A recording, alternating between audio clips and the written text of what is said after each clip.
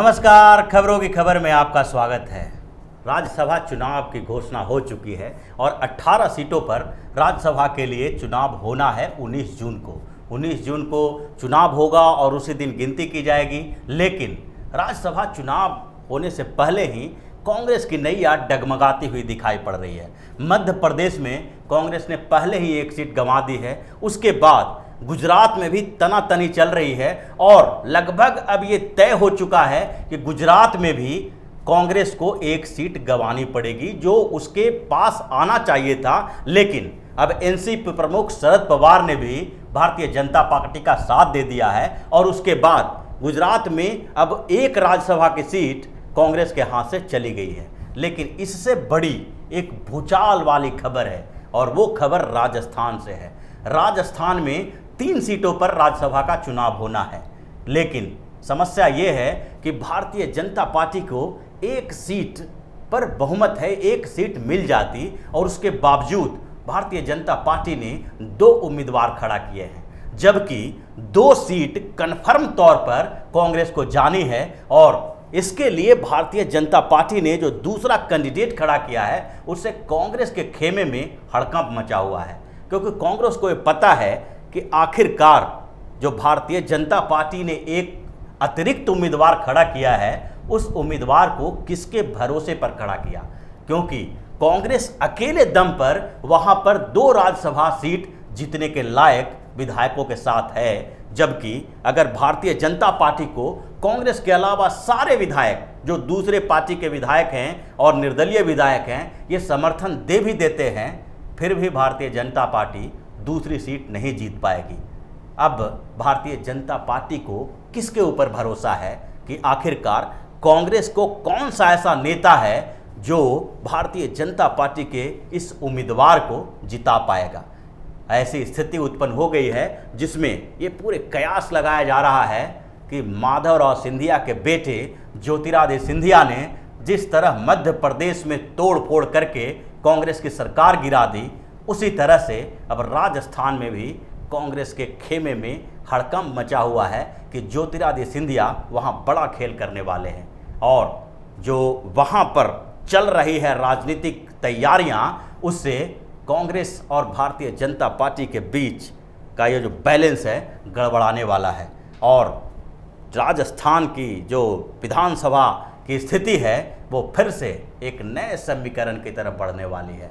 ये स्थिति ऐसा क्यों हुआ है, ये परेशानी आखिर बढ़ी कैसे है और भारतीय जनता पार्टी के नेता आखिरकार ये कैसे तय कर पाए कि वहाँ पर एक और उम्मीदवार होनी चाहिए भारतीय जनता पार्टी की जिसकी जीत की गुंजाइश है। क्योंकि हवा में तीर तो नहीं चलाया जा सकता, कहीं न कहीं कुछ संकेत होगा और इसी संकेत के आधार पर भाजपा ने 2 उम्मीदवार वहां खड़ा किया और उसके कारण वहां राज्यसभा का चुनाव करवाना पड़ा। अगर भारतीय जनता पार्टी एक उम्मीदवार खड़ा करती और दूसरी तरफ कांग्रेस ने 2 उम्मीदवार खड़े किए थे तो ऐसी स्थिति में आसानी से अनअपोज्ड यानी कि निर्विरोध तरीके से 3 राज्यसभा सांसद बन जाते। लेकिन ऐसा हुआ नहीं और इसके लिए पहले राजस्थान विधानसभा के समीकरण को समझना होगा। राजस्थान विधानसभा में 200 विधायक हैं, यानी 200 विधायकों वाले राजस्थान के विधानसभा में एक सीट जो राज्यसभा की है उसके लिए 51 विधायकों के समर्थन की जरूरत है।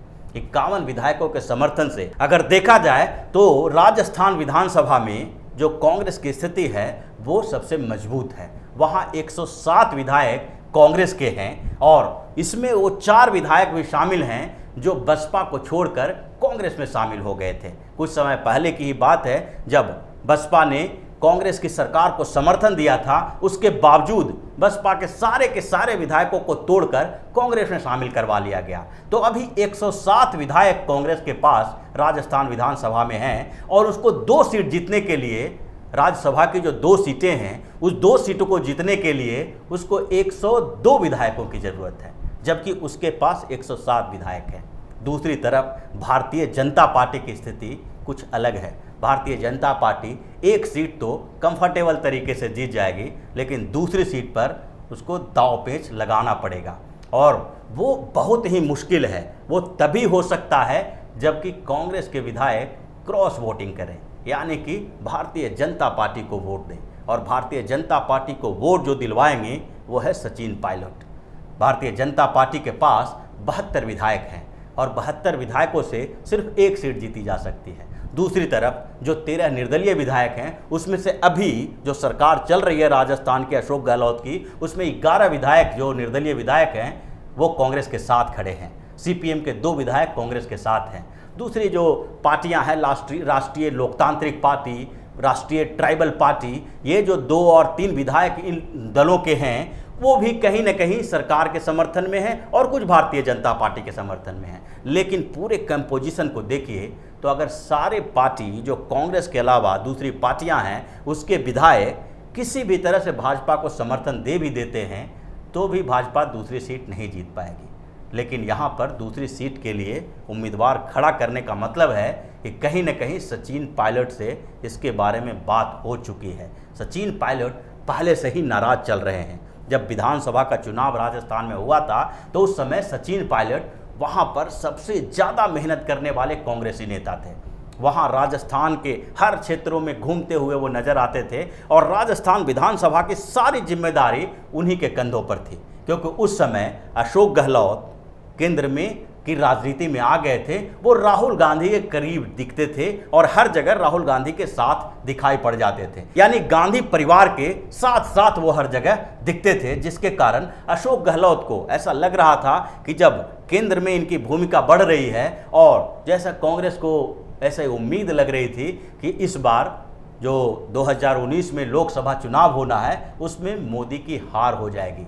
और ऐसे समय में जो स्टेट लेवल के कुछ नेता हैं उसको केंद्रीय राजनीति में बुला लिया गया था पहले से ही, और यूपीए की अगर सरकार बनेगी तो उसमें इनको केंद्रीय मंत्री बना दिया जाएगा। लेकिन ऐसा हुआ नहीं और उधर राजस्थान विधानसभा चुनाव हो गया और कांग्रेस की सरकार बननी तय हो गई। उसके बाद गांधी परिवार के जो राहुल गांधी और सोनिया गांधी हैं, जो अपने नज़दीकी व्यक्ति यानी अशोक गहलोत को राजस्थान में भेज दिए।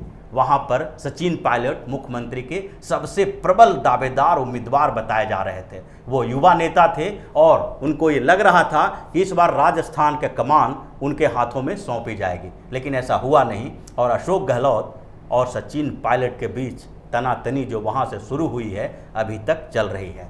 इस बीच जो मध्य प्रदेश में भी ये स्थितियाँ उत्पन्न हुई थी और दिग्विजय सिंह और कमलनाथ की जोड़ी ने जिस तरह से ज्योतिरादित्य सिंधिया को दरकिनार किया था, उसके बाद वहाँ पर जो ज्योतिरादित्य सिंधिया ने बगावत की उससे पहले उन्होंने कांग्रेस के दूसरे कई नेताओं से बात की थी। ऐसे कांग्रेस के जो कई सूत्र हैं वो बताते हैं कि उसमें जिन लोगों से ज्योतिरादित्य सिंधिया ने बात की थी उसमें एक नेता सचिन पायलट भी थे। सचिन पायलट को भी उन्होंने ऑफर दिया था कि अब हम लोग एक साथ मिलके कांग्रेस की ईंट से ईंट बजा लें, क्योंकि जो कांग्रेस में गांधी परिवार का वर्चस्व है उसके कारण उनके इर्द गिर्द जो लोग 2-4 हैं वही लोग सिर्फ वहाँ पर राजनीति कर रहे हैं, दूसरे लोगों को दरकिनार किया जा रहा है। ऐसी कई रिपोर्ट आई है और यहाँ तक कि कांग्रेस के ही एक नेता ने बताया है कि ज्योतिरादित्य सिंधिया बार बार राहुल गांधी से मुलाकात करने के लिए समय की मांग कर रहे थे, लेकिन वो राहुल गांधी जो कभी ज्योतिरादित्य सिंधिया के पास बैठे नजर आते थे उनसे मुलाकात करना भी मुनासिब नहीं समझा। उनको बार बार बाहर ही टहलाते रहे, उनसे मुलाकात करने के लिए उनको समय नहीं दिया। इसके कारण भी ज्योतिरादित्य सिंधिया बहुत गुस्साए हुए थे और आखिर में उन्होंने कांग्रेस छोड़ने का फैसला लिया और उसी समय उनकी सचिन पायलट से भी बात हुई थी, लेकिन सचिन पायलट इतनी जल्दीबाजी करने से मना कर रहे थे। उनका मानना था कि अभी वो उप मुख्यमंत्री हैं और वो कांग्रेस से निकलने के बदले कांग्रेस से निकाले जाना ज़्यादा प्रेफर करेंगे, ताकि राजस्थान कांग्रेस में जो उनके अपने लोग हैं, विधायक हैं, वो उनके साथ खड़े हो जाएं। और वो समय लगता है अब आ गया है, क्योंकि भारतीय जनता पार्टी ने जिस तरह से वहाँ बिसात बिछाई है और एक अतिरिक्त उम्मीदवार दिया है, उससे तो यही लगता है। क्योंकि दूसरी तरफ भारतीय जनता पार्टी के अलावा जो कांग्रेस ने जो 2 उम्मीदवार खड़े किए हैं उसमें एक उम्मीदवार केसी वेणुगोपाल हैं, जिनका राजस्थान से कोई दूर दूर का नाता नहीं है। उनकी सबसे बड़ी खूबी यही है कि आजकल केसी वेणुगोपाल जो कांग्रेस के राष्ट्रीय महासचिव हैं, कांग्रेस के पूर्व अध्यक्ष राहुल गांधी के सबसे नज़दीकी व्यक्ति हैं। वो राहुल गांधी के प्रमुख सलाहकार हैं, जैसे सोनिया गांधी के प्रमुख सलाहकारों में अहमद पटेल हैं। उसी तरह वो राहुल गांधी के सारे स्ट्रेटजी डिस्कस कर रहे हैं, उन पर अमल कर रहे हैं। तो इसके कारण बहुत संघर्ष के बाद केसी वेणुगोपाल को राज्यसभा भेजने के लिए राहुल गांधी अड़े हुए थे और इसलिए राजस्थान से उनको राज्यसभा के लिए उम्मीदवार बनाया गया, ताकि जो राहुल गांधी के दूसरे नज़दीकी व्यक्ति हैं अशोक गहलोत, वो किसी तरह से उनको राज्यसभा भेजें।